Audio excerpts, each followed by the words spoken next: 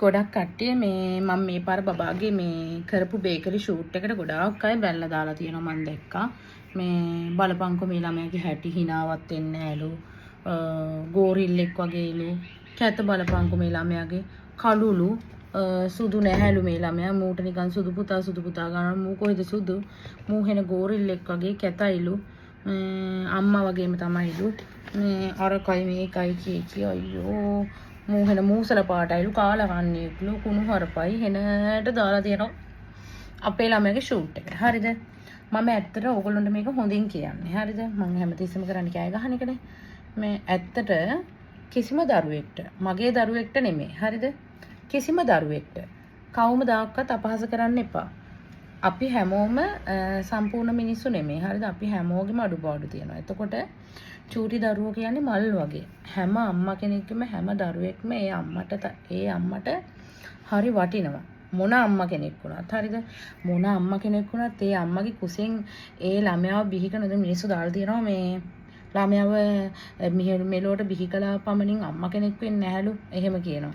මිනිස්සුන්ට කියන්න ඕන දෙයක් පුළුවන්. ඒක ඒ වෙලාවට ඒ අම්මා දරා ගන්න ඒ අම්මා තමයි දන්නේ.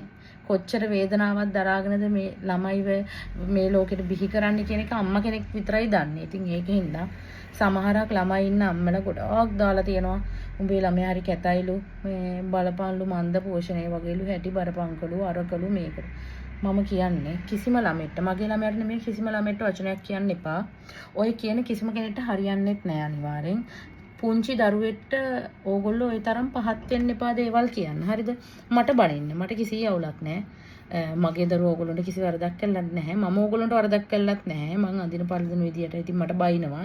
ඒකට තමයි මිනිස්සුන්ට මම පෙන්වන්න බැරි. නැතුව මම මේ කාගේ අධ්‍යයක් හොරකම් කරලා පවුලක් කඩලා මුකුත් කරලාවත් මං කිසිම දෙයක් කළා නෙමෙයි. ඕගොල්ලන්ට පෙන්වන්න බැරි. මං හැසිරෙන විදියට. හරි. ඒකට කමක් නැහැ. ඒක හරි. ඒක මං මගේ පැත්තෙන් හරි. ඒක ඕගොල්ලෝ බදකින විදිය හරි. ඒක වැඩක් නැහැ. ඒත් මගේ දරුවට ඔයගොල්ලෝ වචන කියන්න මගේ දරුවා ඔයගොල්ලන්ට මුකුත් කළත් නෑ. අනික කිරිසප්පේ. හරිද?